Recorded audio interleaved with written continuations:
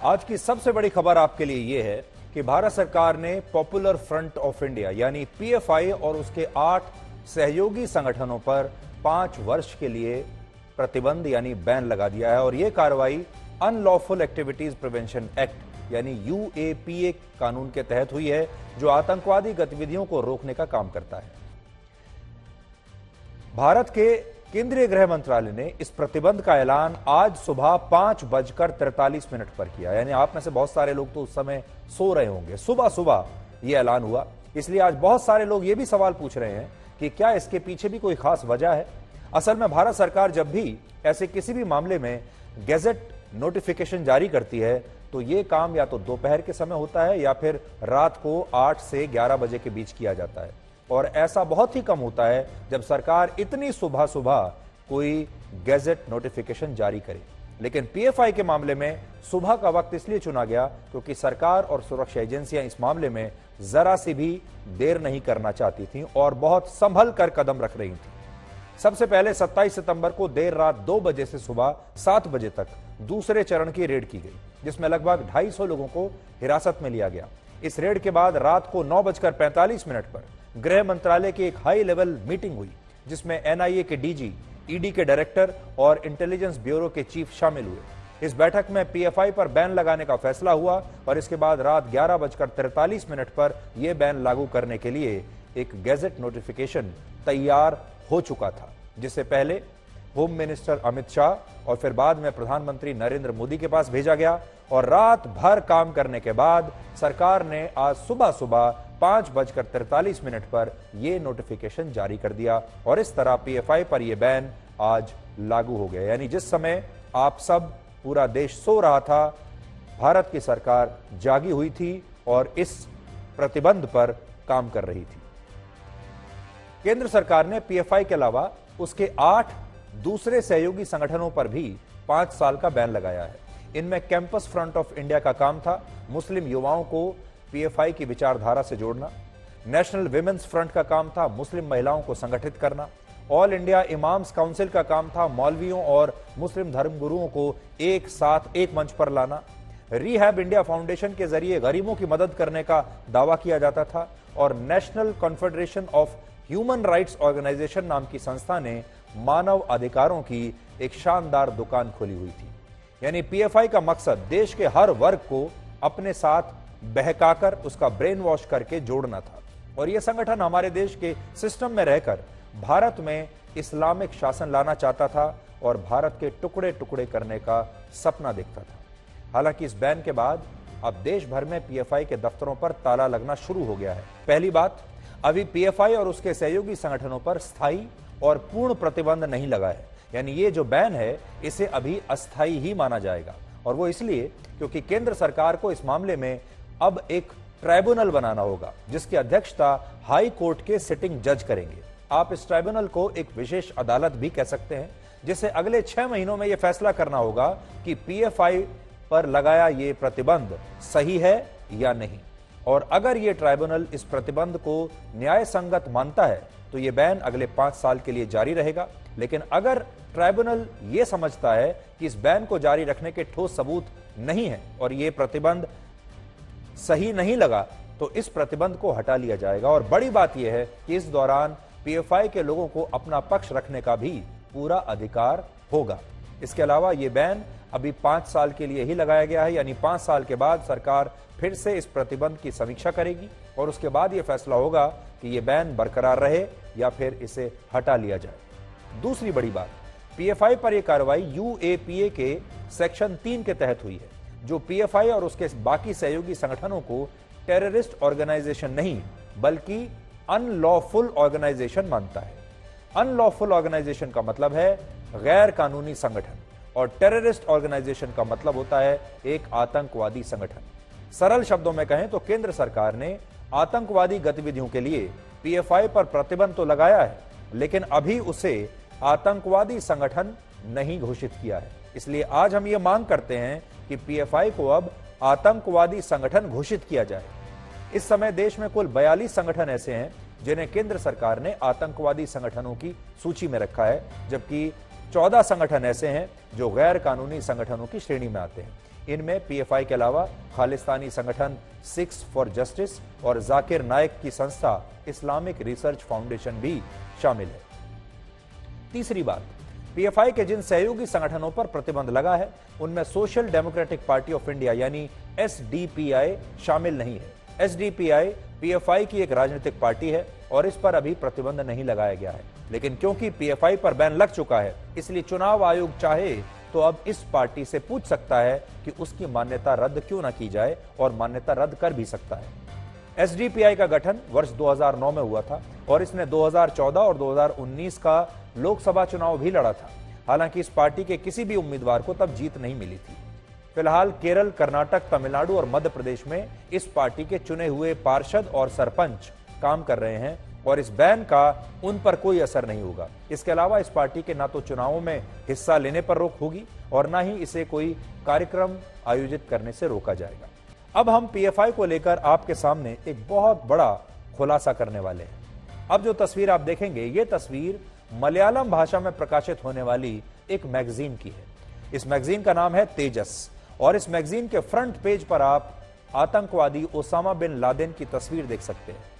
सुरक्षा एजेंसियों के मुताबिक वर्ष 2011 में जब अमेरिका ने लादेन को पाकिस्तान में मार गिराया था, उस समय इस मैगजीन के फ्रंट पेज पर लादेन की तस्वीर प्रकाशित करते हुए यह लिखा गया कि लादेन मरा नहीं है बल्कि वो शहीद हुआ है और वो अल्लाह के पास अब भी जीवित है। आज मैं वही पेज, इसका फ्रंट पेज मेरे पास मैं लेकर आया हूं। जो आप देख पा रहे हैं वो इस समय मेरे हाथ में भी है और इसमें लिखा है कि जो लोग अल्लाह की राह में मारे गए हैं वो ये नहीं सोचते कि वो मर चुके हैं, वो अभी भी अल्लाह के पास जीवित हैं। ये जो तेजस मैगजीन है ये मलयालम भाषा में छपने वाली वही मैगजीन है और अखबार है जिसे पीएफआई का मुखपत्र माना जाता है और आरोप है कि पीएफआई इसके जरिए कट्टरपंथ को बढ़ावा देता था और सिर तन से जुदा करने की सोच को सही ठहराने की कोशिश करता था और लोगों के मन में जहर भरता था। ये जो अखबार होते हैं, मैगजीन्स होती हैं, यही तो किसी भी विचारधारा के प्रचार प्रसार का एक बहुत बड़ा हथियार होती है और इन्हीं मैगजीन्स के जरिए, इन्हीं दस्तावेजों के जरिए और इसी तरह के साहित्य के जरिए ये लोग युवाओं का ब्रेन वॉश करते थे। इससे भी ज्यादा हैरानी की बात यह है कि जिस समय केरल की इस मैगजीन में लादेन को शहीद बताते हुए उसकी ये तस्वीर छपी है, उस समय केरल का एक विवादित पत्रकार जिसका नाम है सिद्दीक कप्पन, आपने सिद्दीक कप्पन का नाम तो जरूर सुना होगा, वही सिद्दीक कप्पन गल्फ तेजस में काम कर रहा था और गल्फ तेजस पीएफआई के इसी मुखपत्र का एक प्रारूप है जो उनके गल्फ ऑपरेशन से जुड़ा हुआ है।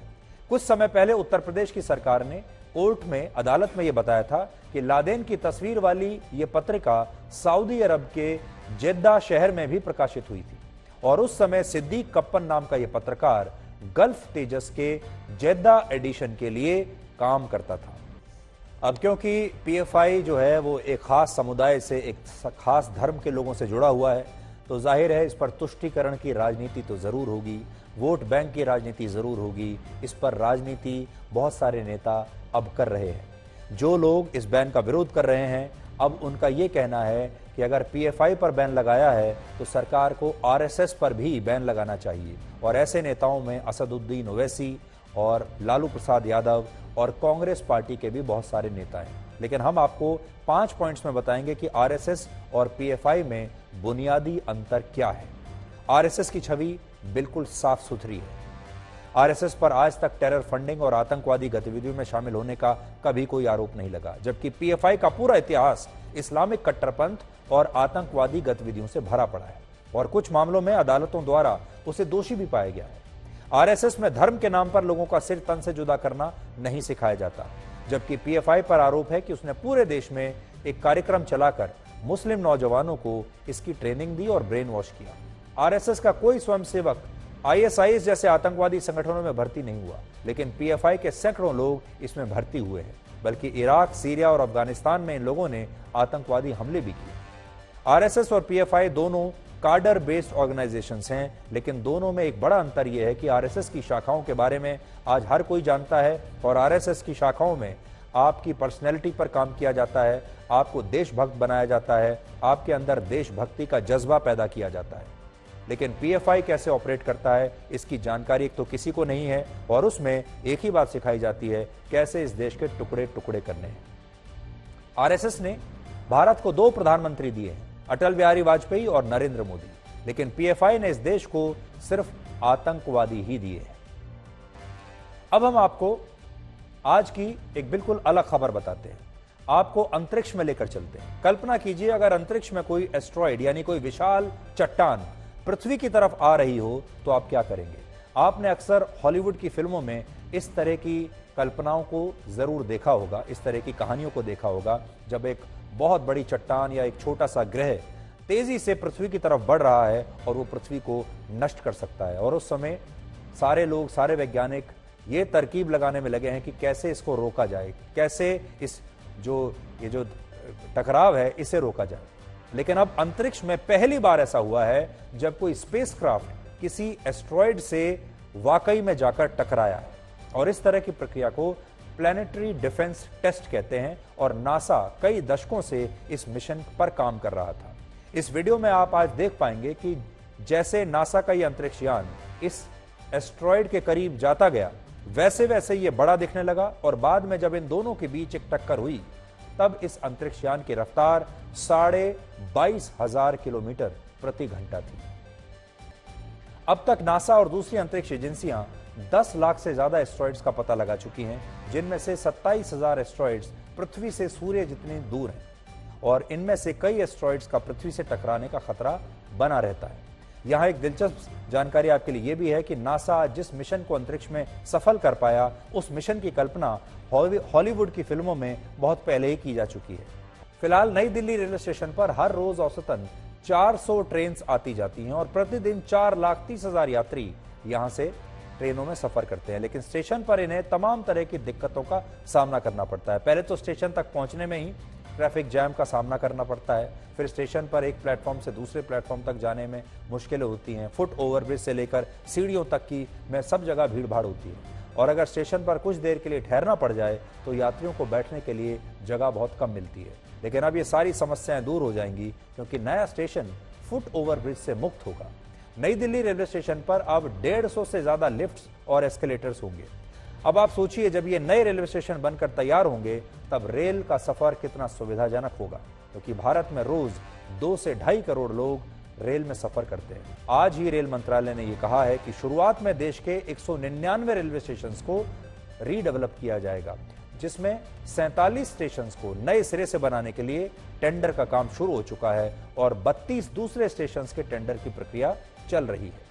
भारतीय सेना के मोस्ट डेकोरेटेड अफसरों में से एक है, जिन्हें परम विशिष्ट सेवा पदक, उत्तम युद्ध सेवा पदक, अति विशिष्ट सेवा पदक, सेना पदक और विशिष्ट सेवा पदक जैसे मेडल से सम्मानित किया जा चुका है। 40 वर्षों तक सेना में अपनी सेवाएं देने वाले जनरल चौहान की एक और खासियत यह है कि उन्हें directorate general of military operations यानी डीजीएमओ जैसे पद पर भी काम करने का अनुभव है।